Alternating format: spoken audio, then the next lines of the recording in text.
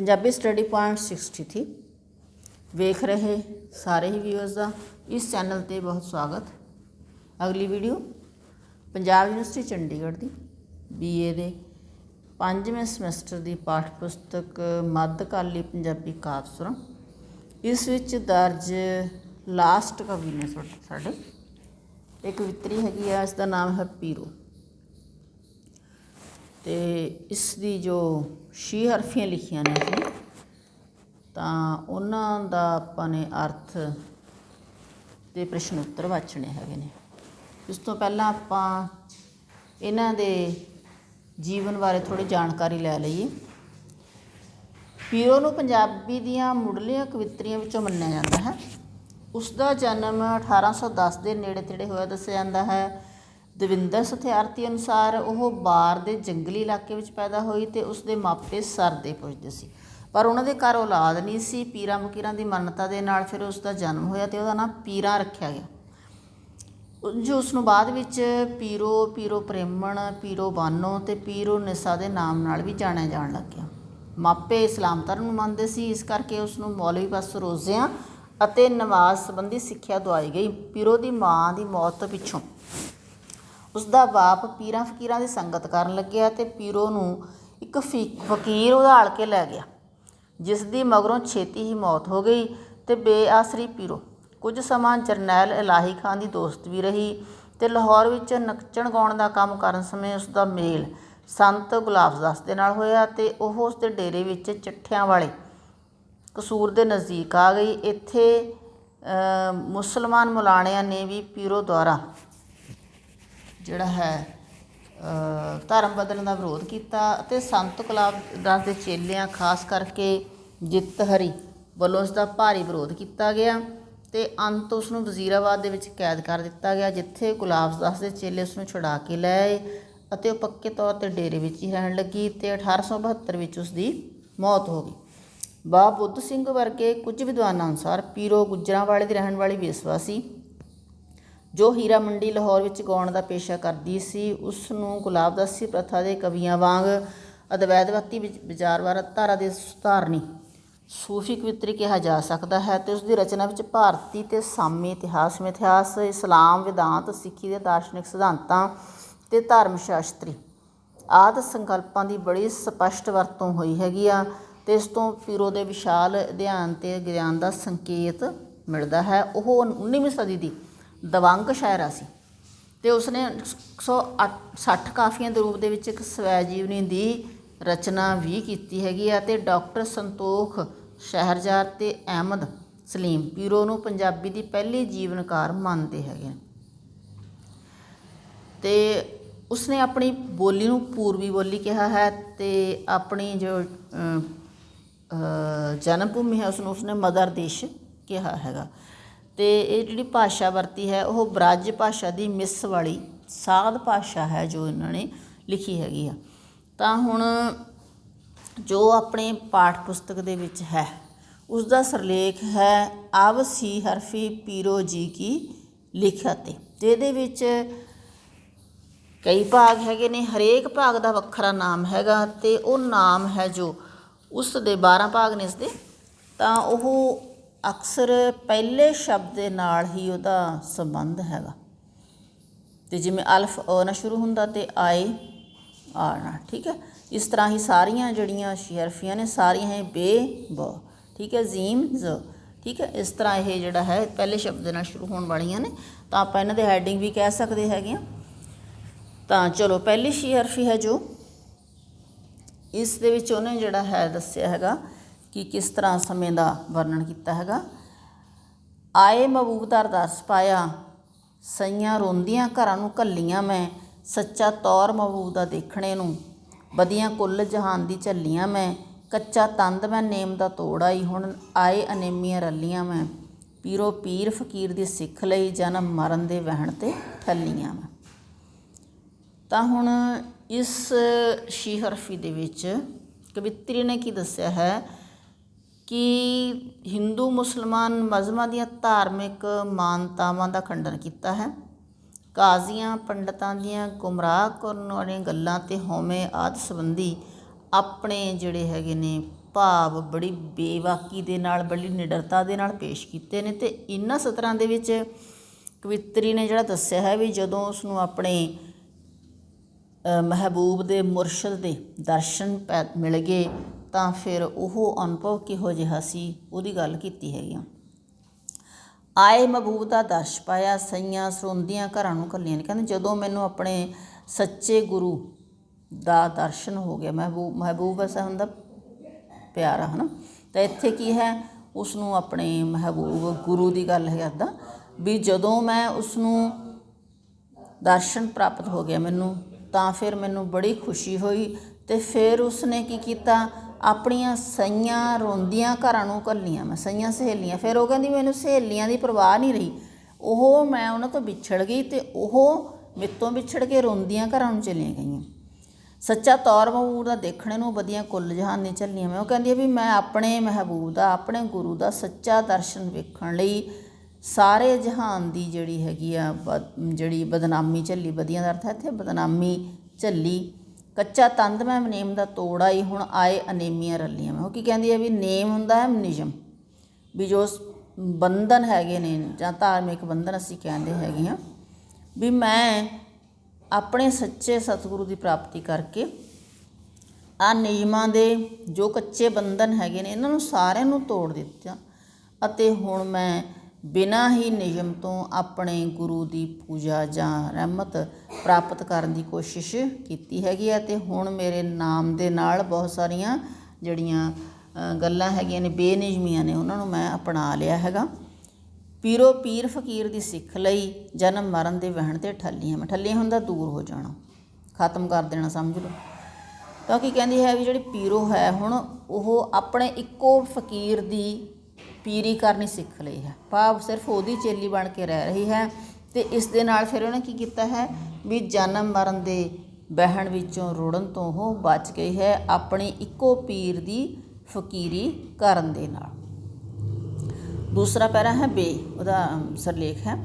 ਬਖਸ਼ਿਓ ਸਭੀ ਗੁਨਾਹ ਮੇਰੇ, ਲੋਕਾਂ ਬਾਗ ਮੈਂ ਸਤਿਗੁਰੂ ਜਾਣਦੀ ਸਾਂ। ਮੁਸਲਮਾਨ ਮੈਂ ਜਾਣ ਕੇ ਆਪ ਤਾਈਂ, ਹਿੰਦੂ ਤੁਸਾਂ ਨੂੰ ਪਿੱਛੇ ਪਛਾਣਦੀ ਸਾਂ। ਨਹੀਂ ਸਾਂ ਜਾਣਦੀ ਆਪ ਖੁਦਾਓ ਮੇਰੇ, ਚੰਮ ਦਿਸ਼ਟ ਦੇ ਨਾਲ ਸਿਆਣਦੀ ਸਾਂ। ਹੁਣ ਚਰਨਾ ਕੀ ਰੱਖਿਆ ਦਾਸ ਪੀਰੋ, ਪਿੱਛੇ ਭੁੱਲੜੇ ਕੁਝ ਨਾ ਜਾਣਦੀ ਸਾਂ।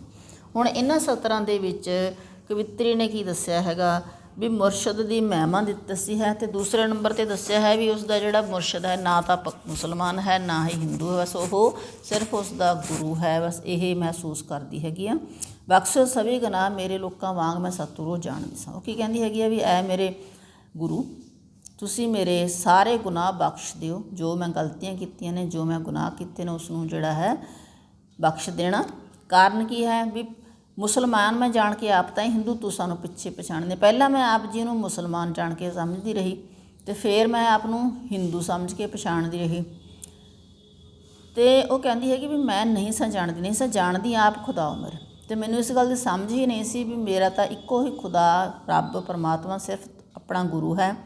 ਚੰਮ ਦ੍ਰਿਸ਼ਟ ਦੇ ਨਾਲ ਸਿਆਣਦੀ ਸਾਂ। ਉਹ ਕਹਿੰਦੀ ਮੈਂ ਸਿਰਫ ਬਾਹਰੀ ਦ੍ਰਿਸ਼ਟੀ ਦੇ ਨਾਲ ਹੀ ਤੁਹਾਡੀ ਪਛਾਣ ਕਰਨ ਦੀ ਕੋਸ਼ਿਸ਼ ਕੀਤੀ ਹੈ। ਚੰਮ ਦ੍ਰਿਸ਼ਟ ਹੁੰਦਾ ਵੀ ਬਾਹਰੀ ਦ੍ਰਿਸ਼ਟੀ ਦੇ ਨਾਲ ਹੀ ਸਿਆਣਨ ਦੀ ਕੋਸ਼ਿਸ਼, ਸਮਝਣ ਦੀ ਕੋਸ਼ਿਸ਼ ਕਰਦੀ ਰਹੀ ਹਾਂ, ਜੋ ਕਿ ਠੀਕ ਨਹੀਂ ਸੀ। ਹੁਣ ਚਰਨਾ ਕੀ ਰੱਖੀਏ ਦਾਸ ਪੀਰੋ, ਪਿੱਛੇ ਭੁੱਲੜੀ ਕੁਝ ਨਾ ਜਾਣਦੀ ਸਾਂ। ਹੁਣ ਉਹ ਕੀ ਕਹਿੰਦੀ ਹੈ ਵੀ ਚਰਨਾ ਕੀ ਰੱਖੀਏ ਦਾਸ ਹੁੰਦਾ ਮਤਲਬ ਸੇਵਕ। ਹੁਣ ਉਹ ਆਪਣੇ ਗੁਰੂ ਨੂੰ ਕਹਿੰਦੀ ਹੈ ਵੀ ਹੁਣ ਪੀਰੋ ਨੂੰ ਆਪਣੇ ਚਰਨਾਂ ਦੀ ਦਾਸੀ ਬਣਾ ਕੇ ਰੱਖੋ, ਆਪਣੇ ਚਰਨਾਂ ਵਿੱਚ ਜਗ੍ਹਾ ਦਿਓ। ਮੈਂ ਪਿੱਛੇ ਜੋ ਗਲਤੀਆਂ ਕੀਤੀਆਂ ਨੇ ਉਹਦੇ ਬਾਰੇ ਮੈਂ ਜਾਣਦੀ ਨਹੀਂ ਸੀ, ਇਸ ਕਰਕੇ ਮੈਂ ਗਲਤੀਆਂ ਕਰੀਆਂ, ਇਸ ਲਈ ਮੇਰੀਆਂ ਸਾਰੀਆਂ ਗਲਤੀਆਂ ਨੂੰ ਮਾफ़ ਕਰਕੇ ਮੈਨੂੰ ਆਪਣੇ ਚਰਨਾਂ ਦੇ ਨਾਲ ਜੋੜਨ ਦੀ ਕੋਸ਼ਿਸ਼ ਕਰੋ। ਹੁਣ ਅਗਲਾ ਜਿਹੜਾ ਪੈਰਾਗ੍ਰਾਫ ਹੈ 29 ਹਰਫੀ ਹੈ ਜ਼ੀਮ। ਜ਼ੁਲਮ ਕੀਆ ਕਾਜ਼ੀ ਪੰਡਤਾਂ ਨੇ, ਲੋਕ ਬੰਨ੍ਹਦੀ ਇਹਨਾਂ ਬੰਦਿਆਂ ਨੇ। ਖੋਲ ਵੇਦ ਕੁਰਾਨ ਸੰਸਾਰ ਅੱਗੇ, ਲੋਭ ਰਾਸ ਪਾਈ ਇਹਨਾਂ ਗੰਦਿਆਂ ਨੂੰ। ਹੁਣ ਇਹਨਾਂ ਲਾਈਨਾਂ ਦੇ ਵਿੱਚ ਕਵਿੱਤਰੀ ਨੇ ਬੜੀ ਹੀ ਨਿਡਰਤਾ ਦੇ ਨਾਲ ਧਾਰਮਿਕ ਆਗੂ ਹੈਗੇ ਨੇ ਜੋ ਜਿਹੜੇ ਹੈਗੇ ਨੇ ਲੋਕਾਂ ਨੂੰ ਧਰਮ ਦੇ ਨਾਂ ਦੇ ਉੱਤੇ ਉਹਨਾਂ ਦੀਆਂ ਮਾਨਤਾਵਾਂ ਨੇ ਜਿਹੜੀਆਂ ਉਹਨਾਂ ਦਾ ਖੰਡਨ ਕੀਤਾ ਹੈਗਾ ਅਤੇ ਇਹਨਾਂ ਕਾਜ਼ੀਆਂ ਪੰਡਤਾਂ ਦੀਆਂ ਗੁੰਮਰਾਹ ਗੱਲਾਂ ਅਤੇ ਹਉਮੈ ਸੰਬੰਧੀ ਆਪਣੇ ਵਿਚਾਰ ਦੱਸੇ ਨੇ। ਅਤੇ ਇਹਨਾਂ ਲਾਈਨਾਂ ਦੇ ਵਿੱਚ ਦੱਸਿਆ ਵੀ ਕਾਜ਼ੀ ਅਤੇ ਪੰਡਤ ਜਿਹੜੇ ਹੈਗੇ ਨੇ ਲੋਕਾਂ ਨੂੰ ਆਪਣੀ ਸਿੱਖਿਆ ਦੇ ਨਾਲ ਕਿਵੇਂ ਗੁੰਮਰਾਹ ਕਰਦੇ ਨੇ। ਜ਼ੁਲਮ ਕੀਆ ਕਾਜ਼ੀ ਪੰਡਤਾਂ ਨੇ, ਲੋਕ ਬੰਨ੍ਹਦੀ ਇਹਨਾਂ ਬੰਦਿਆਂ ਨੇ। ਉਹ ਕਹਿੰਦੇ ਨੇ ਵੀ ਕਾਜ਼ੀ ਅਤੇ ਪੰਡਤਾਂ ਨੇ ਆਪਣੇ ਵੱਲੋਂ ਜੋ ਸਾਨੂੰ ਧਾਰਮਿਕ ਸਿੱਖਿਆ ਦੇਣੀ ਹੁੰਦੀ ਹੈ, ਇਹਦੇ ਨਾਲ ਸਗੋਂ ਲੋਕਾਂ ਨੂੰ ਗੁਲਾਮੀ ਦੀਆਂ ਜੰਜੀਰਾਂ 'ਚ ਬੰਨ੍ਹ ਦਿੱਤਾ ਹੈ ਅਤੇ ਜ਼ੁਲਮ ਕੀਤਾ ਹੈ। ਖੋਲ ਵੇਦ ਕੁਰਾਨ ਸੰਸਾਰ ਅੱਗੇ ਲੋਕ ਰਾਸ ਪਾਈ ਇਹਨਾਂ ਗੰਦਿਆਂ ਨੇ। ਅਤੇ ਉਹ ਇਹਨਾਂ ਲੋਕਾਂ ਨੂੰ ਜਿਹੜਾ ਹੈ ਦੱਸਦੀ ਹੈਗੀ ਆ ਕਿ ਇਹ ਲੋਭ ਦੇ ਵਿੱਚ ਫਸੇ ਹੋਏ ਗੰਦੇ ਲੋਕ ਹੈਗੇ ਨੇ, ਲਾਲਚ ਵਿੱਚ ਆਏ ਹੋਏ ਹੈਗੇ ਨੇ। ਅਤੇ ਫਿਰ ਉਹਨਾਂ ਨੂੰ ਉਹ ਲੋਕਾਂ ਨੂੰ ਜਿਹੜਾ ਹੈਗਾ ਵੇਦ ਕੁਰਾਨ ਖੋਲ੍ਹ ਕੇ ਬਹੁਤ ਸਾਰੇ ਜਿਹੜੇ ਹੈਗੇ ਨੇ ਲਾਲਚ ਦੀ ਖੇਡ ਆਪਣੀ ਖੇਡਦੇ ਨੇ। ਕੱਢ ਮਸਲੇ ਗਿਆਨ ਸੁਣਾਉਂਦੇ ਨਹੀਂ, ਆਪ ਚੈਨ ਨਾ ਪਾਇਓ ਜਲੰਦਿਆਂ ਨੇ। ਅਤੇ ਕਿਉਂਕਿ ਕਹਿੰਦਾ ਹੈਗਾ ਵੀ ਫਿਰ ਉਹ ਆਪ ਧਾਰਮਿਕ ਪੁਸਤਕਾਂ ਪੜ੍ਹ ਕੇ ਲੋਕਾਂ ਨੂੰ ਵੱਡੇ ਵੱਡੇ ਮਸਲਿਆਂ ਦਾ ਗਿਆਨ ਦਿੰਦੇ, ਮਸਲਿਆਂ ਦੇ ਸਮੱਸਿਆਵਾਂ ਦਾ ਗਿਆਨ, ਉਹਨਾਂ ਦੀ ਸਿੱਖਿਆ ਦੇਣ ਦੀ ਕੋਸ਼ਿਸ਼ ਕਰਦੇ ਨੇ, ਉਹਨਾਂ ਬਾਰੇ ਸਮਝਾਉਣ ਦੀ ਕੋਸ਼ਿਸ਼ ਕਰਦੇ ਨੇ। ਪਰ ਉਹਨਾਂ ਨੂੰ ਆਪ ਕੀ ਹੈ, ਜਲੰਦਿਆਂ ਦਾ ਜਲ ਰਹੇ, ਚੈਨ ਨਾ ਪਾਇਓ। ਉਹਨਾਂ ਨੂੰ ਆਪਦੇ ਮਨ ਦੀ ਸ਼ਾਂਤੀ ਨਹੀਂ ਮਿਲਦੀ। ਕਾਰਨ ਕੀ ਹੈ ਵੀ ਉਹ ਆਪ ਲੋਭ ਲਾਲਚ ਦੇ ਵਿੱਚ ਜਲ ਰਹੇ ਨੇ, ਸੜ ਰਹੇ ਹੈਗੇ ਨੇ। ਪੀਰੋ ਮਾਇਆ ਕੀ ਅੰਜਨ ਘੱਤ ਅੱਖੀਂ, ਅੰਨੇ ਲੋਕ ਕੀਏ ਇਹਨਾਂ ਅੰਧਿਆਂ ਨੇ। ਹੁਣ ਅੰਜਨ ਹੁੰਦਾ ਆ ਸੁਰਮਾ, ਮਾਇਆ ਦਾ ਭਾਵ ਲੋਭ ਲਾਲਚ ਦਾ ਜਾਂ ਵਿਕਾਰਾਂ ਦਾ ਸੁਰਮਾ। ਪੀਰੋ ਕਹਿੰਦੀ ਹੈਗੀ ਆ ਵੀ ਇਹਨਾਂ ਨੇ ਜਿਹੜੇ ਧਾਰਮਿਕ ਆਗੂ ਨੇ, ਉਹਨਾਂ ਨੇ ਆਪਣੀਆਂ ਅੱਖਾਂ ਦੇ ਵਿੱਚ ਲਾਲਚ ਦਾ, ਵਿਕਾਰਾਂ ਦਾ ਸੁਰਮਾ ਪਾਇਆ ਹੋਇਆ। ਘੱਤ ਹੁੰਦਾ ਪੈਨ ਪਾਉਣਾ, ਪਾਇਆ ਹੋਇਆ ਹੈ। ਅਤੇ ਇਹ ਲੋਕ ਅੰਨੇ ਹੋ ਗਏ ਨੇ ਸੁਰਮੇ ਦੇ ਕਾਰਨ, ਲੋਭ ਲਾਲਚ ਦੇ ਕਾਰਨ। ਅਤੇ ਫਿਰ ਅੰਨੇ ਲੋਕ ਕੀਏ ਇਹਨਾਂ ਅੰਧਿਆਂ ਨੇ। ਅਤੇ ਇਹਨਾਂ ਅੰਨੇ ਲੋਕਾਂ ਨੇ ਲੋਕਾਂ ਨੂੰ ਵੀ, ਬਾਕੀ ਲੋਕਾਂ ਨੂੰ ਵੀ ਆਪਣੀ ਸਿੱਖਿਆ ਦੇ ਨਾਲ ਅੰਨਿਆਂ ਹੀ ਕਰ ਦਿੱਤਾ ਹੈ। ਭਾਵ ਆਮ ਲੋਕਾਂ ਨੂੰ ਉਹਨਾਂ ਜੋ ਸਿੱਖਿਆ ਦਿੱਤੀ ਹੈ ਉਹਦੇ ਨਾਲ ਵੀ ਉਹਨਾਂ ਦੇ ਲੋਕਾਂ ਨੂੰ ਜਿਹੜੀ ਅਸਲੀ ਸਿੱਖਿਆ ਨਹੀਂ ਮਿਲੀ, ਕਿਉਂਕਿ ਉਹਨਾਂ ਨੂੰ ਆਪ ਹੀ ਅਸਲੀ ਸਿੱਖਿਆ ਪ੍ਰਾਪਤ ਨਹੀਂ ਹੈਗੀ। ਅਤੇ ਫਿਰ ਲੋਕਾਂ ਨੂੰ ਵੀ ਉਹ ਸਹੀ ਧਰਮ ਦੇ ਰਾਹ ਉੱਤੇ ਨਹੀਂ ਚਲਾ ਸਕਦੇ। ਅਤੇ ਅਗਲਾ ਪੈਰਾਗ੍ਰਾਫ ਹੈ ਦਾਲ, ਇਹਦਾ ਨਾਂ ਹੈ ਦੱਸੋ ਸਹੇਲਿਓ ਮੇਰੀਓ ਨੀ, ਮੈਂ ਤਾਂ ਸੱਚ ਦਾ ਰਾਹ ਪਛਾਵਨੀ ਹਾਂ। ਜਿਸ ਰਾਹ ਪੀਰ ਫਕੀਰ ਗਏ, ਮੈਂ ਤਾਂ ਉਸੇ ਨੂੰ ਨਿਤ ਧਿਆਵਨੀ ਹਾਂ। ਸੱਚੇ ਰਾਹ ਮੈਂ ਦਿਸਦਾ ਸੱਚ ਸਈਓ, ਦਰਸ਼ਨ ਸੱਚ ਦਾ ਨਿਤ ਮੈਂ ਪਾਵਦੀ ਹਾਂ। ਜਿਸ ਭੁੱਲੀ ਨੂੰ ਰੱਬ ਬਤਾਇਆ ਹੀ, ਮੈਂ ਤਾਂ ਉਸੇ ਦੀ ਪੀਰੋ ਅਖਵਾਨੀ ਹਾਂ। ਅਤੇ ਹੁਣ ਅਗਲੀਆਂ ਲਾਈਨਾਂ ਦੇ ਵਿੱਚ ਫਿਰ ਉਹ ਜਿਹੜੀ ਹੈ ਪੀਰੋ ਦੱਸਦੀ ਹੈ ਵੀ ਮੈਂ ਤਾਂ ਮੁਰਸ਼ਦੇ ਰਾਹ ਦੱਸੇ ਰਾਹ 'ਤੇ ਤੁਰਨ ਦੀ ਇੱਛਾ ਕਰਦੀ ਹੈਗੀ ਆ। ਅਤੇ ਉਹ ਆਪਣੀਆਂ ਸਹੇਲੀਆਂ ਨੂੰ ਕੀ ਕਹਿੰਦੀ ਹੈ, ਦੱਸੋ ਸਹੇਲੀਓ ਮੇਰੀ ਨੂੰ, ਮੈਂ ਤਾਂ ਸੱਚ ਦਾ ਰਾਹ ਪਛਾਵਨੀ। ਪਛਾਵਨੀ ਮਤਲਬ ਪੁੱਛਦੀ ਹਾਂ ਵੀ ਮੈਂ ਤੁਹਾਡੇ ਕੋਲੋਂ ਸੱਚ ਦਾ ਰਾਹ ਪੁੱਛ ਰਹੀ ਹਾਂ, ਮੈਨੂੰ ਇਸ ਬਾਰੇ ਚੰਗੀ ਤਰ੍ਹਾਂ ਦੱਸ ਦਿਓ। ਜਿਸ ਰਾਹ ਮੈਂ ਪੀਰ ਫਕੀਰ ਗਏ, ਮੈਂ ਤਾਂ ਉਸੇ ਨੂੰ ਨਿੱਤ ਧਿਆਵਨੀ। ਉਹ ਕਹਿੰਦੀ ਵੀ ਜਿਹੜੇ ਰਸਤਿਆਂ ਦੇ ਉੱਤੇ ਪੀਰ ਫਕੀਰ ਤੁਰਦੇ ਰਹੇ ਨੇ ਜਿਸ ਸੱਚ ਦੇ ਰਾਹ ਉੱਤੇ, ਮੈਂ ਤਾਂ ਉਸੇ ਰਾਹ ਨੂੰ ਹੀ ਹਮੇਸ਼ਾ ਚੇਤੇ ਕਰਦੀ ਰਹਿੰਦੀ ਹਾਂ। ਧਿਆਵਨੀ ਮਤਲਬ ਚੇਤੇ ਕਰਦੀ ਰਹਿੰਦੀ ਹਾਂ। ਸੱਚੋ ਰਾਹ ਮੈਂ ਦਿਸਦਾ ਸੱਚ ਸਈਓ, ਦਰਸ਼ਨ ਸੱਚ ਦਾ ਨਿੱਤ ਮੈਂ ਪਾਉਂਦੀ ਹਾਂ। ਉਹ ਕਹਿੰਦੀ ਵੀ ਮੈਂ ਤਾਂ ਉਹਨਾਂ ਦੇ ਜੋ ਪੀਰਾਂ ਫਕੀਰਾਂ ਦਾ ਜਿਹੜਾ ਸੱਚਾ ਰਾਹ ਹੈ ਉਹ ਦੱਸਿਆ ਹੈਗਾ, ਮੈਂ ਤਾਂ ਉਸ ਦੇ ਉੱਤੇ ਚੱਲਣ ਦੀ ਕੋਸ਼ਿਸ਼ ਕਰ ਰਹੀ ਹੈਗੀ ਹਾਂ। ਇਸ ਕਰਕੇ ਹੀ ਮੈਂ ਸੱਚੇ ਜਿਹੜਾ ਹੈ ਸੱਚ ਦਾ ਹੀ ਰੋਜ਼ ਦਰਸ਼ਨ ਕਰਦੀ ਹੈਗੀ ਹਾਂ, ਹਰ ਰੋਜ਼। ਜਿਸ ਭੁੱਲੀ ਨੂੰ ਮੈਂ ਰਾਹ ਬਤਾਇਆ ਹੀ, ਮੈਂ ਤਾਂ ਉਸੇ ਦੀ ਪੀਰੋ ਅਖਵਾਨੀ ਹਾਂ। ਤੱਕ ਮੈਂ ਤੇ ਉਹ ਕਹਿੰਦੀ ਹੈਗੀ ਆ ਪੀਰੋ ਕਿ ਮੈਂ ਪੀਰੋ ਭੁੱਲੀ ਹੋਈ ਸੀਗੀ ਅਤੇ ਮੈਨੂੰ ਉਸ ਨੇ ਜਿਹੜਾ ਹੈ ਮੇਰੇ ਸਤਿਗੁਰੂ ਨੇ ਸੱਚਾ ਰਾਹ ਦੱਸਿਆ ਹੈ ਅਤੇ ਮੈਂ ਉਸੇ ਦੀ ਹੁਣ ਫਿਰ ਜਿਹੜੀ ਹੈ ਪੂਜਾ ਕਰਦੀ ਹੈ, ਉਸੇ ਦੀ ਪੈਰੋਕਾਰ ਪੀਰੋ ਅਖਵਾਉਂਦੀ ਹਾਂ।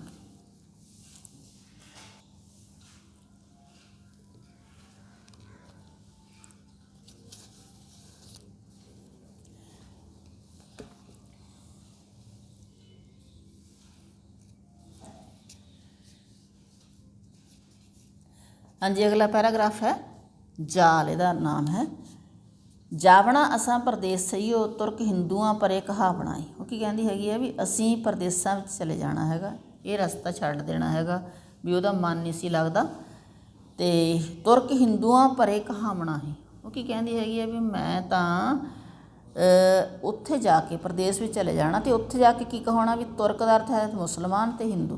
ਕਹਿੰਦੇ ਮੁਸਲਮਾਨ ਅਤੇ ਹਿੰਦੂ ਅਖਵਾਉਣ ਤੋਂ ਬਿਲਕੁਲ ਪਰੇ ਚਲੇ ਜਾਣਾ, ਕਿਉਂਕਿ ਉਹ ਕਹਿੰਦੀ ਮੈਨੂੰ ਦੋਨੋਂ ਰਸਤੇ ਚੰਗੇ ਨਹੀਂ ਲੱਗਦੇ। ਅਸੀਂ ਤਿਆਗ ਜਾਣਾ ਮਤ ਹਿੰਦੂਆਂ ਦਾ, ਨਹੀਂ ਤੁਰਕਾਂ ਦਾ ਕੁਝ ਧਰਾਵਣਾ ਹੀ। ਅਤੇ ਉਹ ਕੀ ਕਹਿੰਦੀ ਹੈ ਵੀ ਅਸੀਂ ਹਿੰਦੂਆਂ ਦਾ ਜੋ ਰਹੁ ਰੀਤੀਆਂ ਨੇ, ਜੋ ਉਹਨਾਂ ਦਾ ਧਰਮ ਹੈ, ਉਸ ਨੂੰ ਮੈਂ ਤਿਆਗ ਦੇਣਾ ਹੈ। ਇਸ ਤੋਂ ਇਲਾਵਾ ਉਹ ਕਹਿੰਦੀ ਫਿਰ ਮੈਂ ਜਿਹੜੇ ਮੁਸਲਮਾਨ ਨੇ ਉਹਨਾਂ ਤੋਂ ਵੀ ਜਿਹੜਾ ਹੈ ਉਹਨਾਂ ਦੀ ਵੀ ਮੈਨੂੰ ਕੋਈ ਬਹੁਤੀ ਉਹ ਨਹੀਂ ਹੈਗੀ ਵੀ ਉਹਦਾ ਵੀ ਕੁਛ ਮੈਂ ਜਿਹੜਾ ਹੈ ਉਹਦੇ ਅਨੁਸਾਰ ਵੀ ਨਹੀਂ ਚੱਲਣਾ। ਕਹਿਣ ਦਾ ਭਾਵ ਕਿ ਉਹ ਦੋਨਾਂ ਹੀ ਧਰਮਾਂ ਦਾ ਖੰਡਨ ਕਰਦੀ ਆ ਵੀ ਨਾ ਮੈਂ ਹਿੰਦੂ ਹਾਂ ਨਾ ਮੈਂ ਮੁਸਲਮਾਨ ਹੈਗੀ। ਜਿੱਥੇ ਪਹੁੰਚ ਨਾ ਤੁਰਕ ਅਤੇ ਹਿੰਦੂਆਂ ਦੀ ਸਹੀਓ ਐਸਾ ਮੁਕਾਨ ਮੈਂ ਜਾਵਣਾ ਹੈ। ਮੁਕਾਨ ਦਾ ਅਰਥ ਹੁੰਦਾ ਵੀ ਨਿਸ਼ਾਨਾ, ਜਾਂ ਅਸੀਂ ਕਹਿ ਸਕਦੇ ਹਾਂ ਉਦੇਸ਼, ਵੀ ਮੈਂ ਤਾਂ ਅਜਿਹੇ ਥਾਂ 'ਤੇ ਪਹੁੰਚਣਾ, ਅਜਿਹੇ ਟਿਕਾਣੇ 'ਤੇ ਪਹੁੰਚਣਾ। ਸਹੀਓ ਦਾ ਅਰਥ ਸਹੇਲੀਓ, ਜਿਸ ਥਾਂ 'ਤੇ ਨਾ ਤਾਂ ਮੁਸਲਮਾਨ ਅਤੇ ਨਾ ਹੀ ਹਿੰਦੂਆਂ ਦਾ ਧਰਮ ਪਹੁੰਚ ਸਕਦਾ ਹੈ, ਮੈਂ ਤਾਂ ਅਜਿਹੇ ਨਿਸ਼ਾਨੇ ਨੂੰ ਪਹੁੰਚਣ ਦੀ ਕੋਸ਼ਿਸ਼ ਕਰ ਰਹੀ ਹੈਗੀ ਹਾਂ, ਉੱਤੇ ਜਾਣ ਦੀ ਕੋਸ਼ਿਸ਼ ਕਰ ਰਹੀ ਹਾਂ। ਪੀਰੋ ਰਾਮ ਝਰੋਖੜੇ ਬੈਠ ਕੇ ਨਹੀਂ, ਮੁਜ਼ਰਾ ਕੁੱਲ ਜਹਾਨ ਦਾ ਪਾਵਣੀ ਹਾਂ। ਅਤੇ ਇੱਥੇ ਰਾਮ ਝਰੋਖੇ ਦਾ ਮਤਲਬ ਹੈ ਵੀ ਸੱਚੇ ਪ੍ਰਮਾਤਮਾ ਦਾ ਜੋ ਗਿਆਨ ਹੈ, ਪ੍ਰਮਾਤਮਾ ਦਾ ਜੋ ਝਰੋਖਾ ਹੈ, ਝਰੋਖੜਾ ਖਿੜਕੀ ਹੁੰਦੀ ਵੈਸੇ ਤਾਂ ਇੱਥੇ ਕੀ ਕਹਿੰਦੇ ਵੀ ਮੈਂ ਉਸ ਸੱਚੇ ਪ੍ਰਮਾਤਮਾ ਦਾ ਰਾਮ ਝਰੋਖੜਾ ਉਹਦੇ ਵਿੱਚ ਬੈਠ ਕੇ ਸਾਰੇ ਸੰਸਾਰ ਦਾ ਜਿਹੜਾ ਹੈ ਆਪਣੇ ਪਿਆਰ ਦੇ ਨਾਲ ਨਚਾਉਣਾ ਹੈ, ਸਾਂਝਾ ਨਾਚ ਨੱਚਣਾ ਹੈ।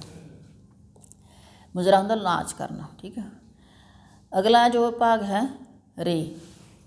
ਰਾਮ ਰਹੀਮ ਨਾ ਦੇਖਿਆ ਮੈਂ, ਨਹੀਂ ਕਰਤੇ ਕਰੀਮ ਨੂੰ ਜਾਣਦੀ ਹਾਂ, ਨਹੀਂ ਤਿੰਨਾਂ ਦੀ ਜਾਣ ਸਿਆਣਕਾਈ, ਉਹ ਜ਼ਾਹਰਾਂ ਸਾਈ ਸਿਆਣਦੀ ਹਾਂ, ਨਹੀਂ ਜਾਣਸਾਂ ਭੂਤ ਭਵਿੱਖੀਆਂ ਨੂੰ, ਵਰਤਮਾਨੀਆਂ ਮੁਰਸ਼ਦਾਂ ਜਾਣਦੀ ਹਾਂ, ਪੀਰੋ ਪਾਏ ਬੇਹੱਦੀਆਂ ਸਤਿਗੁਰਾਂ ਨੂੰ, ਹੱਦਾਂ ਪਰੇ ਮੈਂ ਆਪ ਪਛਾਣਦੀ ਹਾਂ। ਹੁਣ ਇਹਨਾਂ ਲਾਈਨਾਂ ਦੇ ਵਿੱਚ ਜਿਹੜਾ ਹੈ ਪੀਰੋ ਨੇ ਕੀ ਦੱਸਿਆ ਹੈ ਵੀ ਰੱਬ ਦੇ ਜਿਹੜੇ ਨਾਂ ਨੇ ਉਹ ਵੱਖੋ ਵੱਖਰੇ ਰੱਖੇ ਹੋਏ ਨੇ, ਵੀ ਉਹ ਸਾਰੇ ਨਾਮ ਜਿਹੜੇ ਰੱਖੇ ਹੋਏ ਨੇ ਉਹਨਾਂ ਵਿੱਚ ਉਲਝਣ ਦੀ ਥਾਂ 'ਤੇ ਬਸ ਸੱਚੇ ਗੁਰੂ ਨੂੰ ਪਛਾਣਨ ਦੀ ਲੋੜ ਹੈਗੀ ਆ ਅਤੇ ਜਾਣਨ ਦੀ ਲੋੜ ਹੈਗੀ ਆ। ਕੀ ਕਹਿੰਦੀ ਹੈ, ਰਾਮ ਰਹੀਮ ਮੈਂ ਦੇਖਿਆ ਮੈਂ। ਹੁਣ ਅਸੀਂ ਪ੍ਰਮਾਤਮਾ ਨੂੰ ਰਾਮ ਰਹੀਮ ਵੀ ਕਹਿੰਦੇ ਹਨ, ਅਤੇ ਵੀ ਮੈਂ ਨਾ ਤਾਂ ਰਾਮ ਰਹੀਮ ਨੂੰ ਦੇਖਿਆ, ਨਹੀਂ ਕਰਤੇ ਕਰੀਮ ਨੂੰ ਜਾਣਦੀ ਹਾਂ, ਨਾ ਹੀ ਮੈਂ ਇਸ ਸੰਸਾਰ ਦੀ ਰਚਨਾ ਕਰਨ ਵਾਲੇ ਕਰੀਮ ਨੂੰ ਜਾਣਦੀ ਹਾਂ, ਦਇਆ ਕਰਨ ਵਾਲੇ ਨੂੰ, ਬਖਸ਼ਿਸ਼ਾਂ ਕਰਨ ਵਾਲੇ ਨੂੰ ਜਾਣਦੀ ਹਾਂ, ਨਹੀਂ ਤਿੰਨਾਂ ਦੀ ਜਾਣ ਸਿਆਣ ਕੇ, ਮੈਨੂੰ ਇਹਨਾਂ ਤਿੰਨਾਂ ਦੀ ਕੋਈ ਜਾਣ ਪਛਾਣ ਨਹੀਂ ਹੈਗੀ ਮੇਰੇ ਇਸ ਦੀ, ਹੋ ਜ਼ਾਹਰਾ ਸਾਇੰਸ ਸਿਆਣਦੀ। ਬਸ ਉਹ ਕਹਿੰਦੀ ਮੈਂ ਤਾਂ ਬਸ ਇੱਕ ਜੋ ਮੇਰੇ ਸਾਹਮਣੇ ਹਾਜ਼ਰ ਹੈ, ਮੇਰੇ ਸਤਿਗੁਰੂ ਹਾਜ਼ਰ ਨੇ, ਮੈਂ ਤਾਂ ਬਸ ਉਸ ਦੀ ਹੀ ਪਛਾਣ ਕਰਦੀ ਹੈਗੀ ਹਾਂ, ਨਹੀਂ ਜਾਣਸਾਂ ਭੂਤ ਭਵਿੱਖੀਆਂ ਨੂੰ। ਹੁਣ ਇਸ ਤੋਂ ਇਲਾਵਾ ਕੀ ਕਹਿੰਦੀ ਹੈ ਵੀ ਬਹੁਤ ਸਾਰੇ ਲੋਕ ਅਜਿਹੇ ਨੇ ਕਿ ਜਿਹੜੇ ਕਹਿੰਦੇ ਨੇ ਵੀ ਅਸੀਂ ਸਾਰਿਆਂ ਦਾ ਭੂਤ ਵੀ ਜਾਣਦੇ ਹਾਂ, ਭਵਿੱਖ ਵੀ ਜਾਣਦੇ ਹਾਂ। ਇਹ ਜਿਹੜੇ ਹੈਗੇ ਨੇ ਲੋਕਾਂ ਦੇ ਅੱਗੇ ਪ੍ਰਚਾਰ ਕਰਦੇ, ਜਿਵੇਂ ਮਤਲਬ ਆਪਾਂ ਜੋਤਿਸ਼ ਵਿੱਦਿਆ ਵੀ ਕਹਿ ਸਕਦੇ ਹੈਗੇ ਹਾਂ, ਬਈ ਮੈਂ ਨਾ ਤਾਂ ਅਜਿਹੇ ਲੋਕਾਂ ਨੂੰ ਮੰਨਦੀ ਹੈਗੀ ਹਾਂ ਜਿਹੜੇ ਕਹਿੰਦੇ ਨੇ ਮੈਂ ਤੁਹਾਡੇ ਭਵਿੱਖ ਨੂੰ ਜਾਣਦੇ ਹਾਂ, ਭੂਤ ਨੂੰ ਜਾਣਦੇ ਹਾਂ, ਦੱਸ ਸਕਦੇ ਹੈਗੇ ਹਾਂ। ਕਹਿੰਦੀ ਮੈਂ ਤਾਂ ਸਿਰਫ ਵਰਤਮਾਨ ਦਾ ਅਰਥ ਹੁੰਦਾ ਵੀ ਜੋ ਵਰਤਮਾਨ ਸਮਾਂ, ਜੋ ਇਸ ਸਮੇਂ ਦਾ ਮੁਰਸ਼ਦ ਹੈ, ਇਸ ਸਮੇਂ ਦਾ ਗੁਰੂ ਹੈ, ਬਸ ਉਸ ਦੀ ਸੱਚਾਈ ਅਤੇ ਉਸ ਦੀ ਜਿਹੜੀ ਸ਼ਕਤੀ ਹੈ ਸਿਰਫ ਉਸ ਨੂੰ ਹੀ ਜਾਣਦੀ ਹਾਂ, ਬਾਕੀ ਸਾਰੀਆਂ ਗੱਲਾਂ ਮੇਰੇ ਲਈ ਬੇਕਾਰ ਹੈਗੀਆਂ। ਪੀਰੋ ਪਾਏ ਬੇਹੱਦੀਆਂ ਸਤਿਗੁਰਾਂ ਨੂੰ, ਹੱਦਾਂ ਪਾਰ ਮੈਂ ਆਪ ਪਛਾਣਦੀ ਹਾਂ। ਬੇਹੱਦੀਆਂ ਦਾ ਹੁੰਦਾ ਹੱਦ, ਹੁੰਦਾ ਕਿਸੇ ਚੀਜ਼ ਦੀ ਸਰਹੱਦ, ਜਿਵੇਂ ਆਪਾਂ ਕਹਿੰਦੇ ਦੋ ਦੇਸ਼ਾਂ ਦੇ ਵਿਚਕਾਰ ਜੋ ਸਰਹੱਦਾਂ ਨੇ ਉਹਨੂੰ ਹੱਦ ਕਹਿੰਦੇ ਹਾਂ। ਹੁਣ ਇੱਥੇ ਬੇਹੱਦੀਆਂ ਦਾ ਮਤਲਬ ਇਹਦਾ ਬਿਲਕੁਲ ਉਲਟ, ਵੀ ਮੈਂ ਤਾਂ ਬੇਹੱਦੀਆਂ ਸਤਿਗੁਰਾਂ, ਵੀ ਉਸ ਸਤਿਗੁਰੂ ਨੂੰ ਪ੍ਰਾਪਤ ਕਰ ਲਿਆ ਹੈ ਜਿਹੜਾ ਕਿਸੇ ਵੀ ਹੱਦ ਦੇ ਵਿੱਚ ਸੀਮਤ ਨਹੀਂ ਹੈ, ਉਹਦੀ ਕੋਈ ਹੱਦ ਨਹੀਂ, ਉਹ ਬੇਅੰਤ ਹੈ ਮੇਰਾ ਸਤਿਗੁਰ। ਮੈਂ ਉਸ ਨੂੰ ਹੱਦਾਂ ਤੋਂ ਪਰੇ ਵੀ ਪਛਾਣਦੀ ਹਾਂ ਕਿ ਮੇਰਾ ਸਤਿਗੁਰੂ ਸੱਚਾ ਹੈ। ਅਗਲਾ ਪੈਰਾਗ੍ਰਾਫ। ਜਾਹਲਾਂ ਦੇ ਪਸ ਪਈ ਰੱਬਾ, ਮਰੂ ਜੇ ਆਪ ਪੁਕਾਰਦੇ ਨਹੀਂ, ਜੇਕਰ ਪੁੱਛਸਾਂ ਪੰਡਤਾਂ ਕਾਜ਼ੀਆਂ ਨੂੰ, ਉਹ ਵੇਦ ਪੁਰਾਣ ਵਿਚਾਰਦੇ ਨਹੀਂ। ਉਹ ਤਾਂ ਭਾਲਦੇ ਤੁਰਕ ਅਤੇ ਹਿੰਦੂਆਂ ਮੈਂ, ਪਰੇ ਵੇਦ ਪੁਰਾਣ ਚਿਤਾਰਦੇ ਨਹੀਂ। ਪੀਰੋ ਪਹੁੰਚਣਾ ਪੱਛ ਕੇ ਬਾਦੀਆਂ ਦੀ, ਨਹੀਂ ਅਵਰ ਕੋ ਪਾਰ ਉਤਾਰਦੇ ਨਹੀਂ। ਹੁਣ ਅਗਲਾ ਕੀ ਕਹਿੰਦੀ ਹੈਗੀ ਆ ਕਿ ਜੋ ਹੈ ਸਾਡਾ ਧਾਰਮਿਕ ਕਰਮਕਾਂਡ ਨੇ, ਉਹ ਕਹਿੰਦੀ ਵੀ ਇਹ ਸਾਰੇ ਜਿਹੜੇ ਹੈਗੇ ਨੇ ਇਹ ਕੋਈ ਬਹੁਤੀ ਅਸਲੀਅਤ ਦੀ ਗੱਲ ਨਹੀਂ ਕਰਦੇ, ਆਤਮਿਕ ਗਿਆਨ ਦੀ ਪਹੁੰਚ ਨਹੀਂ ਹੈਗੀ ਉਹਨਾਂ ਦੀ, ਅਤੇ ਇਹ ਪੇਸ਼ ਕਰਦੀ ਹੈਗੀ ਇਹ ਗੱਲਾਂ ਇਸ ਪਿਆਰੇ ਦੇ ਵਿੱਚ ਵੀ ਜ਼ਾਹਲ ਅਤੇ ਮਜ਼ਹਬੀ ਗੱਲਾਂ ਕਰਨ ਵਾਲੇ ਲੋਕ ਨੇ, ਕਿਸੇ ਦਾ ਪਾਰ ਉਤਾਰਾ ਨਹੀਂ ਕਰਦੇ, ਬਸ ਉਹ ਫਿਰ ਪਿਛਲੱਗੀਆਂ ਕਰਦੇ ਨੇ, ਬਸ ਵਿਚਾਰ ਵਟਾਂਦਰਾ ਆ ਜਾਣੇ, ਆਪਸ ਦੇ ਵਿੱਚ ਖਹਿਣਬਾਜ਼ੀਆਂ ਵਾਲੀਆਂ ਗੱਲਾਂ ਹੀ ਕਰਦੇ ਨੇ, ਇਸ ਤੋਂ ਇਲਾਵਾ ਉਹ ਕਿਸੇ ਦਾ ਸਵਾਰ ਕੁਝ ਨਹੀਂ ਸਕਦੇ।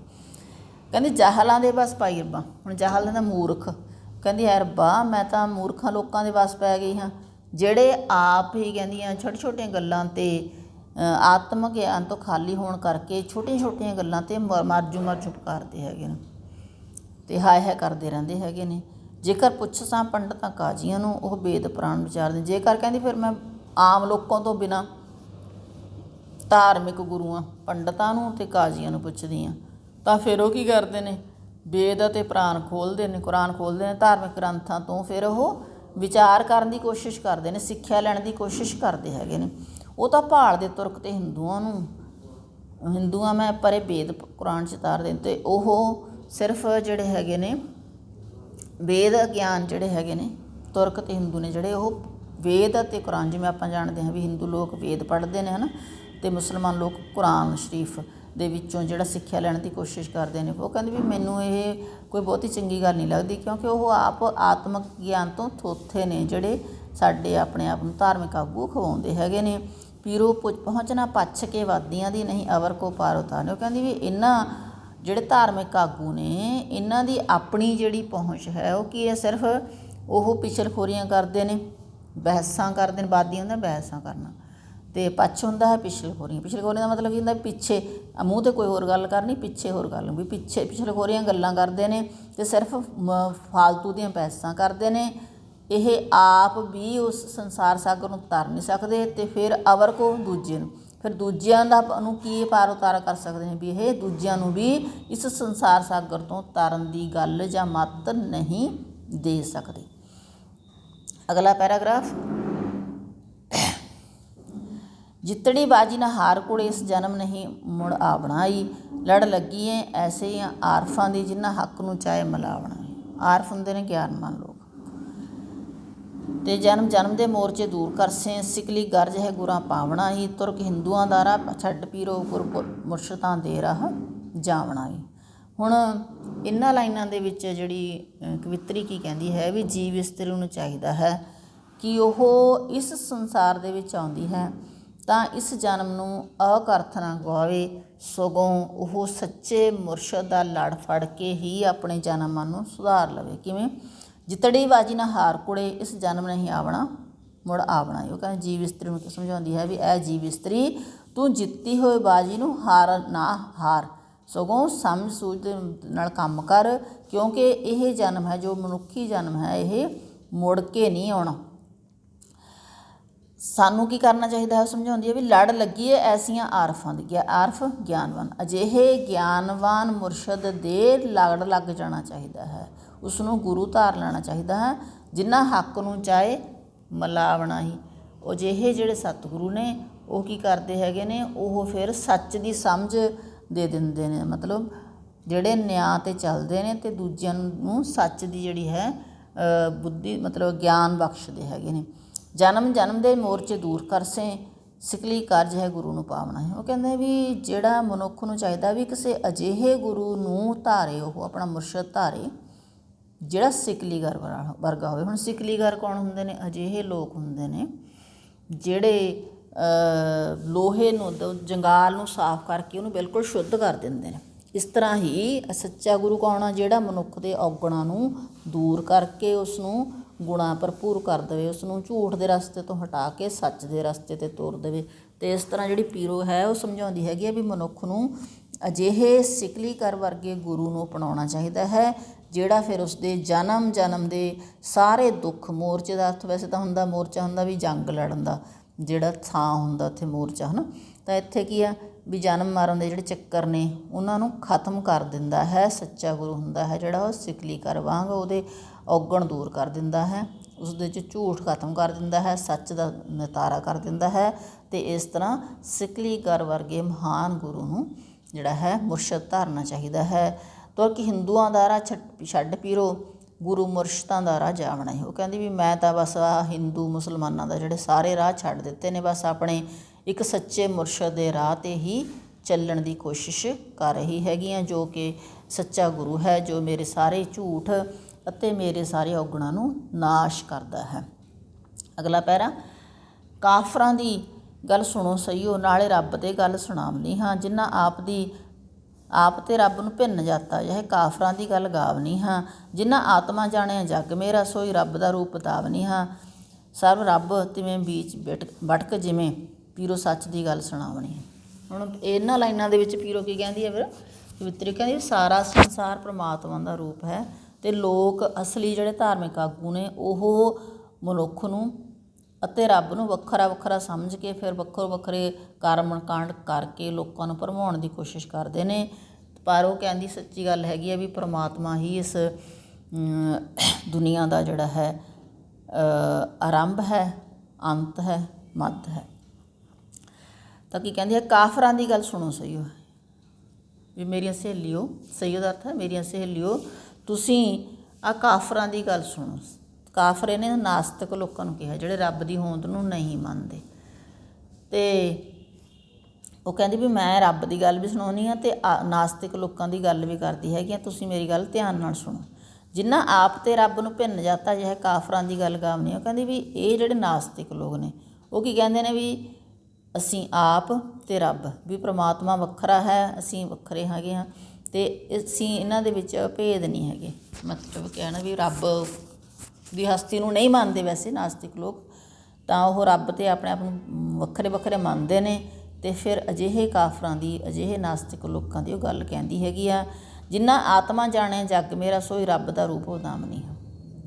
ਤਾਂ ਕਹਿੰਦੀ ਹੈਗੀ ਵੀ ਮੈਂ ਤਾਂ ਅਜਿਹੇ ਰੱਬ ਦਾ ਰੂਪ ਤੁਹਾਨੂੰ ਦੱਸ ਰਹੀ ਹੈਗੀ ਹਾਂ ਜਿਸ ਨੇ ਇਸ ਸੰਸਾਰ ਨੂੰ ਆਪਣੀ ਆਤਮਾ ਮੰਨ ਲਿਆ ਹੈ। ਮੈਂ ਤਾਂ ਉਸ ਪਰਮਾਤਮਾ ਦੇ ਰੂਪ ਬਾਰੇ ਹੀ ਗੱਲ ਕਰਦੀ ਹੈਗੀ ਹਾਂ।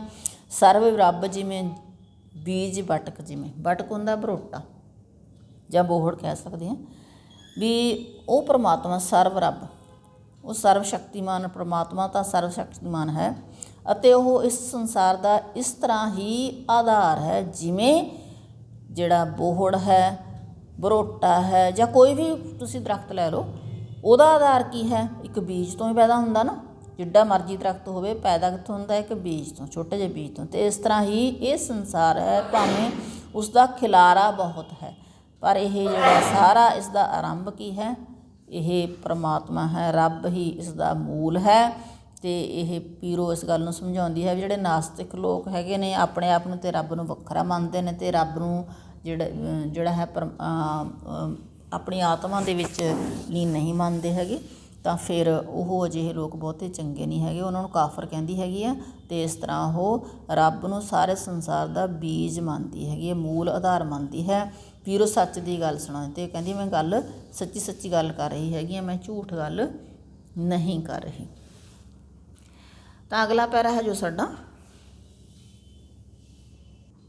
ਅਗਲੇ ਪੈਰੇ ਦੇ ਵਿੱਚ ਜਿਸ ਦਾ ਸਿਰਲੇਖ ਕੀ ਹੈ? ਲਾਮ।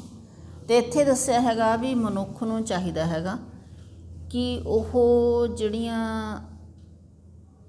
ਮਜ਼ਹਬੀ ਵਿੱਦਿਆ ਹੈ, ਨੇਮ ਨੇ, ਉਹਨਾਂ ਨੂੰ ਤਿਆਗ ਕੇ ਸੱਚੇ ਮਨ ਦੇ ਨਾਲ ਜੇਕਰ ਪ੍ਰਮਾਤਮਾ ਦੀ ਆਰਾਧਨਾ ਕਰਦਾ ਹੈ, ਫਿਰ ਉਹ ਮਨ ਦੀ ਚੌਥੀ ਅਤੇ ਪੰਜਵੀਂ ਅਵਸਥਾ ਦੇ ਵਿੱਚ ਟਿਕ ਸਕਦਾ ਹੈ। ਕਿਵੇਂ ਹੈਗਾ?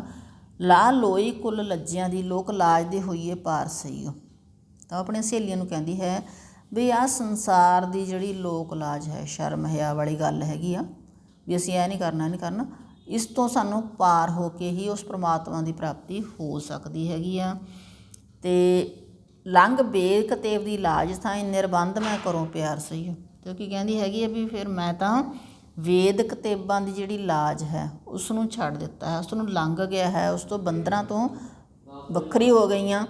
ਨਿਰਬੰਧ ਮੈਂ ਕਰੋ ਪਿਆਰੇ। ਨਿਰਬੰਧ ਦਾ ਅਰਥ ਹੁੰਦਾ ਵੀ ਮੈਂ ਬੰਧਨ ਰਹਿਤ, ਬੰਧ ਹੁੰਦਾ ਬੰਧਨ, ਨਿਰ ਉਸਦਾ ਉਲਟ, ਬੰਧਨ ਰਹਿਤ ਹੋ ਕੇ ਮੈਂ ਉਸ ਸੱਚੇ ਪ੍ਰਮਾਤਮਾ ਨੂੰ ਪਿਆਰ ਕਰਦੀ ਹਾਂ। ਧਰਮ ਅਰਥ ਅਤੇ ਕਾਮਨਾ ਛੋੜ ਦੋਏ, ਛੋੜ ਦੀਜੇ, ਤੁਰਿਆ ਮੋਖ ਤੇ ਕਰੋ ਆਹਾਰ ਸਹੀਓ।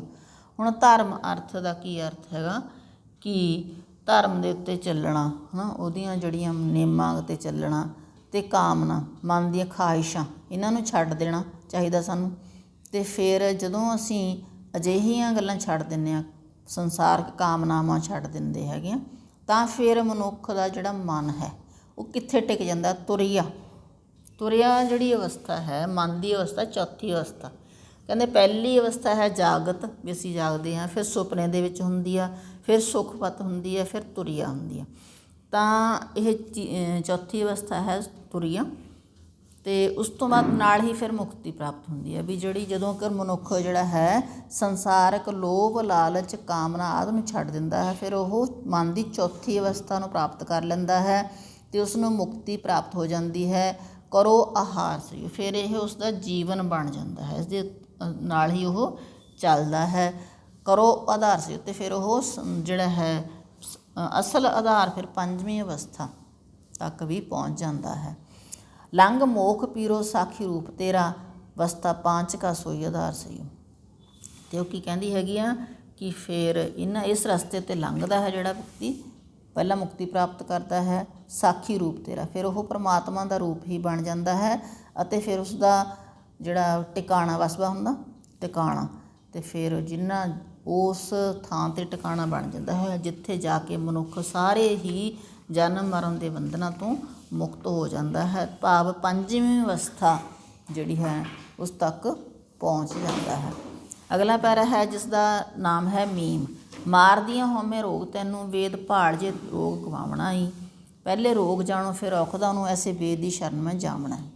ਤਾਂ ਇਹਨਾਂ ਲਾਈਨਾਂ ਦੇ ਵਿੱਚ ਕਵਿੱਤਰੀ ਨੇ ਕੀ ਦੱਸਿਆ ਹੈਗਾ ਵੀ ਮਨੁੱਖ ਨੂੰ ਆਪਣੇ ਹਉਮੈ ਦਾ ਰੋਗ ਸਭ ਤੋਂ ਪਹਿਲਾਂ ਮਾਰਨਾ ਚਾਹੀਦਾ ਹੈ, ਅਤੇ ਅਜਿਹਾ ਰੋਗ ਸਿਰਫ ਸੱਚੇ ਮੁਰਸ਼ਿਦ ਦੀ ਭਾਲ ਦੇ ਨਾਲ ਹੀ ਦੂਰ ਹੋ ਸਕਦਾ ਹੈ, ਜਿਹੜਾ ਪਹਿਲਾਂ ਰੋਗ ਨੂੰ ਜਾਣਦਾ ਹੈ ਫਿਰ ਉਸ ਦੀ ਦਵਾਈ ਦਿੰਦਾ ਹੈ। ਜਿਵੇਂ ਉਹ ਕਹਿੰਦਾ ਮਾਰਦੀਆਂ ਹਉਮੈ ਰੋਗ ਤੈਨੂੰ, ਵੈਦ ਭਾਲ ਜੇ ਰੋਗ ਗਵਾਉਣੇ। ਉਹ ਕਹਿੰਦੇ ਐ ਮਨੁੱਖ ਤੈਨੂੰ ਹਉਮੈ ਦੇ ਰੋਗ ਨੇ ਮਾਰ ਦਿੱਤਾ ਹੈ, ਹੰਕਾਰ ਦੇ ਰੋਗ ਨੇ ਮਾਰ ਦਿੱਤਾ ਹੈ, ਅਤੇ ਇਸ ਲਈ ਜੇਕਰ ਤੂੰ ਇਸ ਰੋਗ ਨੂੰ ਦੂਰ ਕਰਨਾ ਹੈ, ਜ਼ਿੰਦਗੀ ਵਧੀਆ ਜਿਉਣੀ ਹੈ, ਤਾਂ ਫਿਰ ਕੀ ਕਰਨਾ ਚਾਹੀਦਾ ਹੈ, ਵੈਦ ਭਾਲ, ਇਸ ਨੂੰ ਜਿਹੜਾ ਹੈ ਠੀਕ ਕਰਨ ਦਾ ਡਾਕਟਰ, ਜਿਵੇਂ ਆਪਾਂ ਲੱਭਦੇ ਹਾਂ ਨਾ ਬਿਮਾਰ ਹੋ ਜਾਂਦੇ ਹਾਂ, ਵੀ ਇਸ ਨੂੰ ਠੀਕ ਕਰਨ ਦੇ ਲਈ ਕੋਈ ਵੈਦ ਦੀ ਭਾਲ ਕਰ, ਹਕੀਮ ਦੀ ਖੋਜ ਕਰ, ਜੇਕਰ ਤੂੰ ਇਹ ਰੋਗ ਦੂਰ ਕਰਨਾ ਚਾਹੁੰਦਾ ਹੈਗਾ।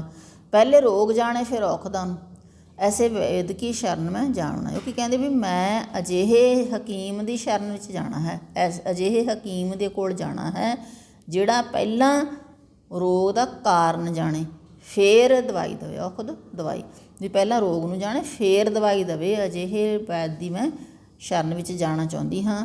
ਤੁਰਕ ਹਿੰਦੂਆਂ ਮਿਲਾਂ ਤਾਂ ਸਪਤ ਮੈਨੂੰ, ਸੁਆਮੀ ਉੱਭੇ ਕਾ ਵੈਦ ਮੈਂ ਪਾਵਣਾ ਹੀ। ਤਾਂ ਉਹ ਕੀ ਕਹਿੰਦੀ ਹੈ, ਸਪਤ ਦਾ ਅਰਥ ਹੈ ਵੀ ਸਹੁੰ। ਉਹ ਇਹ ਕਹਿੰਦੀ ਹੈਗੀ ਹੈ ਵੀ ਜੇਕਰ ਮੈਂ ਮੁਸਲਮਾਨਾਂ ਅਤੇ ਹਿੰਦੂਆਂ ਦੇ ਰਸਤੇ 'ਤੇ ਚੱਲਾਂ ਤਾਂ ਮੈਨੂੰ ਸਹੁੰ ਲੱਗੇ, ਬਸ ਮੈਂ ਤਾਂ ਉੱਭੇ ਇਲਾਕੇ ਤੋਂ ਇੱਕ ਜਿਹੜਾ ਮੇਰਾ ਸੁਆਮੀ ਹੈ, ਮੇਰਾ ਮੁਰਸ਼ਿਦ ਹੈ, ਉਹ ਸੀਗਾ ਡੇਰਾ ਖਾਜ਼ੀ ਖਾਨ, ਅਤੇ ਬਹਾਵਲਪੁਰ ਦੇ ਖੇਤਰ ਦੀ ਗੱਲ ਕਰਦੀ ਹੈਗੀ, ਉੱਥੇ ਉਹਦਾ ਗੁਰੂ ਰਹਿੰਦਾ ਸੀਗਾ, ਵੀ ਮੈਂ ਤਾਂ ਉੱਥੇ ਦਾ ਜਿਹੜਾ ਇਹ ਵੈਦ ਹੈ ਉਸ ਨੂੰ ਆਪਣਾ ਗੁਰੂ ਧਾਰ ਕੇ ਉਸ ਨੂੰ ਆਪਣੇ ਵੈਦ ਦੇ ਰੂਪ ਦੇ ਵਿੱਚ ਆਪਣੇ ਇਸ ਹਉਮੈ ਦੇ ਰੋਗ ਦੀ ਦਵਾਈ ਲੈਣ ਦੇ ਲਈ ਪ੍ਰਾਪਤ ਕਰਨਾ ਚਾਹੁੰਦੀ ਹਾਂ। ਜਿਸੇ ਦੂਰ ਕੀਆ ਹਉਮੈ ਰੋਗ ਮੇਰਾ, ਮੈਂ ਤਾਂ ਤਿਸੀ ਕੀ ਪੀਰੋ ਕਹਾਵਣੀ। ਉਹ ਕੀ ਕਹਿੰਦੀ ਆ ਵੀ ਮੈਂ ਤਾਂ ਉਸ ਦੀ ਜਿਹੜੀ ਹੈ ਪੀਰੀ ਕਰਨਾ ਚਾਹੁੰਦੀ ਹੈਗੀ ਹਾਂ, ਉਸ ਦੀ ਸੇਵਕ ਬਣਨਾ ਚਾਹੁੰਦੀ ਹਾਂ ਜਿਸ ਪੀਰ ਨੇ ਮੇਰਾ ਹਉਮੈ ਦਾ ਰੋਗ ਦੂਰ ਕੀਤਾ ਹੈ, ਮੈਂ ਉਸੇ ਦੀ ਪੀਰੋ ਖਵਾਉਣਾ ਚਾਹੁੰਦੀ ਹੈਗੀ ਹਾਂ। ਅਗਲਾ ਪੈਰਾ ਨੂਨ। ਨਫਾ ਨਹੀਂ ਇਹਨਾਂ ਮਾਨਸਾਂ ਦੇ ਵਿੱਚ ਸਰਾਂ ਤੇ ਬੰਨ ਬਹਾਈਆਂ ਮੈਂ ਤਾਂ ਨਫਰ ਰਹਾਂ ਸਦਾ ਆਰਫਾਂ ਦੀ, ਜਿਨ੍ਹਾਂ ਕੈਦ ਤੇ ਗੁਰਾਂ ਛੜਾਈਆਂ ਮੈਂ, ਹਮੇ ਤਰਕ ਕਰੀ ਇਹਨਾਂ ਮੁਸਲਿਆਂ ਤੇ ਨਹੀਂ, ਹਿੰਦਣੀ ਫੇਰ ਕਹਾਈਆਂ ਮੈਂ, ਸਰਾਂ ਆਦਿ ਦੇ ਦਰਜਿਆਂ ਫੋੜ ਪੀਰੋ ਹੁਣ ਆਏ ਬੇਹੱਦ ਸਮਾਈਆਂ।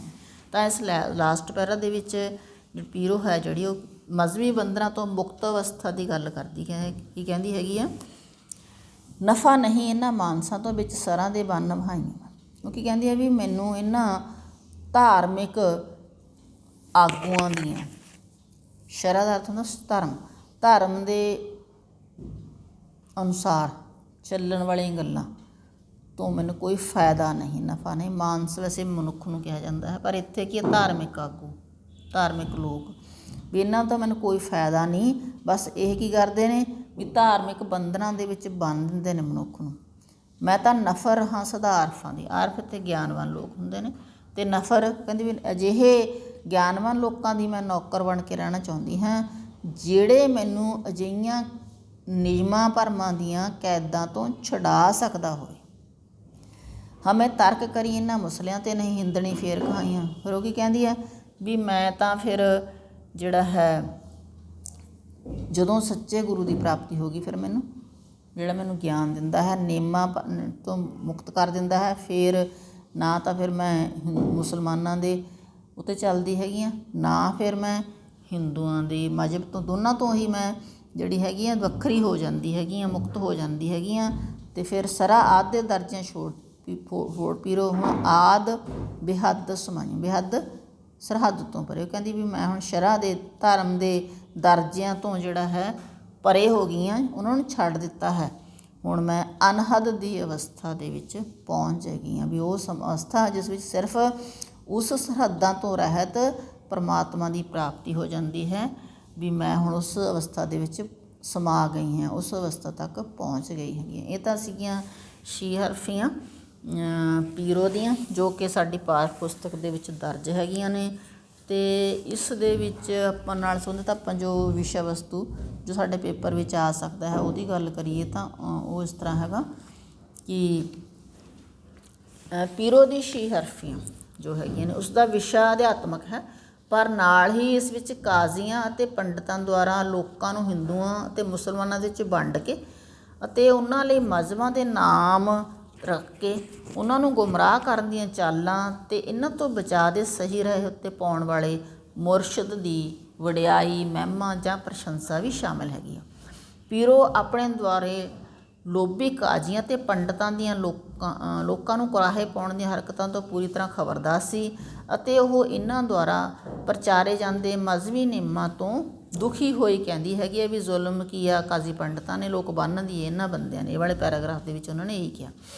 ਅਤੇ ਉਹ ਇਹਨਾਂ ਮੂਰਖਾਂ ਦੁਆਰਾ ਹਿੰਦੂਆਂ ਅਤੇ ਮੁਸਲਮਾਨਾਂ ਵਿੱਚ ਪੈਦਾ ਕੀਤੇ ਵਿਤਕਰਿਆਂ ਅਤੇ ਝਗੜਿਆਂ ਤੋਂ ਵੀ ਦੁਖੀ ਹੈ। ਹੁਣ ਆਪਾਂ ਸਾਰੇ ਜਾਣਦੇ ਹਾਂ, ਦੇਖੋ ਇਹ ਬਹੁਤ ਵੱਡੀ ਮਹੱਤਵਪੂਰਨ ਗੱਲ ਹੈਗੀ ਆ ਵੀ ਧਰਮ ਦੇ ਆਧਾਰ 'ਤੇ ਬਹੁਤ ਸਾਰੀਆਂ ਲੜਾਈਆਂ, ਝਗੜੇ, ਖੂਨ ਖਰਾਬੇ ਹੈ ਨਾ ਹੁੰਦੇ ਨੇ। ਅਸੀਂ ਦੇਖੀਏ ਤਾਂ 1947 ਦੇ ਵਿੱਚ ਦੇਸ਼ ਦੀ ਵੰਡ ਵੀ ਧਰਮ ਦੇ ਆਧਾਰ 'ਤੇ ਹੋਈ, 1984 ਦੇ ਵਿੱਚ ਦੰਗੇ ਹੋਏ ਹੈ ਨਾ, ਉਹ ਵੀ ਧਰਮ ਦੇ ਆਧਾਰ 'ਤੇ ਹੋਏ। ਤਾਂ ਇਸ ਤਰ੍ਹਾਂ ਬੜੇ ਹੀ ਜਿਹੜੇ ਹੈਗੇ ਇਸ ਤਰ੍ਹਾਂ ਦੇ ਕੰਮ ਹੁੰਦੇ ਨੇ, ਇਸ ਤਰ੍ਹਾਂ ਦੇ ਝਗੜੇ ਹੁੰਦੇ ਨੇ ਜਿਸ ਦਾ ਆਧਾਰ ਧਰਮ ਨੂੰ ਬਣਾਇਆ ਜਾਂਦਾ ਹੈ। ਤਾਂ ਫਿਰ ਪੀਰੋ ਜਿਹੜੀ ਹੈਗੀ ਆ ਇਸ ਚੀਜ਼ ਦਾ ਖੰਡਨ ਕਰਦੀ, ਕਹਿੰਦੇ ਵੀ ਧਰਮ ਵੱਡੀ ਚੀਜ਼ ਨਹੀਂ ਹੈਗੀ, ਧਰਮ ਵੱਡੀ ਚੀਜ਼ ਹੈ ਉਸ ਪਰਮਾਤਮਾ ਦੀ ਪ੍ਰਾਪਤੀ, ਆਪਣੇ ਸੱਚੇ ਮੁਰਸ਼ਦ ਦੀ ਪ੍ਰਾਪਤੀ, ਜਿਹਦੇ ਨਾਲ ਹਰੇਕ ਧਰਮ ਦਾ ਵਿਅਕਤੀ ਬਰਾਬਰ ਹੈਗਾ। ਅਤੇ ਇਹਨਾਂ ਤੋਂ ਉਹ ਝਗੜਿਆਂ ਤੋਂ ਦੁਖੀ ਹੋ ਕੇ ਕਹਿੰਦੀ ਹੈਗੀ ਹੈ, ਜੇ ਜਾਹਲਾਂ ਦੇ ਬਸ ਪਈ ਰੱਬਾ ਮਰੂ ਮਰੂ ਜੀ ਆਪ ਪੁਕਾਰਦੇ ਨਹੀਂ, ਜੇ ਪੁੱਛਾਂ ਪੰਡਤਾਂ ਕਾਜ਼ੀਆਂ ਨੂੰ ਉਹ ਵੇਦ ਪੁਰਾਨ ਵਿਚਾਰਦੇ ਨਹੀਂ। ਤਾਂ ਫਿਰ ਉਹ ਕਾਜ਼ੀਆਂ ਪੰਡਤਾਂ ਦੁਆਰਾ ਦੱਸੇ ਜਾਂਦੇ ਮਜ਼ਹਬੀ ਨਿਯਮਾਂ ਅਤੇ ਗੱਲਾਂ ਤੋਂ ਤੰਗ ਆਈ ਪਈ ਆ। ਉਹ ਕੀ ਕਹਿੰਦੀ ਆ, ਰਾਮ ਰਹੀਮ ਨਾ ਦੇਖਿਆ ਮੈਂ, ਨਹੀਂ ਕਰਤੇ ਕਰੀਮ ਨੂੰ ਜਾਣਦੀ ਹਾਂ, ਨਹੀਂ ਤਿੰਨਾਂ ਦੀ ਜਾਣ ਸਿਆਣ ਕਾਈ, ਹੋ ਜ਼ਾਹਰਾ ਸਾਈਂ ਸਿਆਣਦੀ ਹਾਂ। ਅਤੇ ਫਿਰ ਪੀਰੋ ਆਪਣਾ ਜਿਹੜਾ ਮੁਰਸ਼ਦ ਹੈ ਉਹ ਕਿਹੋ ਜਿਹਾ ਲੱਭਦੀ ਹੈ, ਉਹ ਦੱਸਦੀ ਹੈਗੀ ਵੀ ਮਾਰਦੀ ਆ ਹਉਮੈ ਰੋਗ ਨੇ ਤੈਨੂੰ ਵੇਦ ਭਾਲ ਜੋ ਰੋਗ ਗਵਾਉਣਾ। ਉਹ ਕੀ ਕਹਿੰਦੀ ਵੀ ਮੁਰਸ਼ਦ ਕਿਹੋ ਜਿਹਾ ਹੋਣਾ ਚਾਹੀਦਾ ਜਾਂ ਗੁਰੂ ਕਿਹੋ ਜਿਹਾ ਹੋਣਾ ਚਾਹੀਦਾ, ਜਿਹੜਾ ਮਨੁੱਖ ਦੇ ਅੰਦਰ ਜਿਹੜਾ ਹੈ ਹਉਮੈ ਦਾ ਰੋਗ ਹੈ, ਹੰਕਾਰ ਦਾ ਰੋਗ ਹੈ, ਉਹਨੂੰ ਖਤਮ ਕਰ ਦੇਵੇ। ਪਹਿਲਾਂ ਰੋਗ ਦੀ ਪਛਾਣ ਕਰ ਅਤੇ ਫਿਰ ਦਵਾਈ ਦੇਵੇ। ਅਤੇ ਪੀਰੋ ਕਹਿੰਦੀ ਹੈ ਕਿ ਇਹ ਜਨਮ ਮੁੜ ਕੇ ਨਹੀਂ ਮਿਲਣਾ, ਜਿਸ ਕਰਕੇ ਜਿੱਤੀ ਬਾਜੀ ਨਹੀਂ ਹਾਰਨੀ ਚਾਹੀਦੀ, ਸਗੋਂ ਸਾਨੂੰ ਅਜਿਹੇ ਗਿਆਨਵਾਨ ਮੁਰਸ਼ਦ ਦੇ ਲੜ ਲੱਗਣਾ ਚਾਹੀਦਾ ਹੈ ਜਿਹੜਾ ਸਾਨੂੰ ਰੱਬ ਦੇ ਨਾਲ ਮਿਲਾ ਲਵੇ।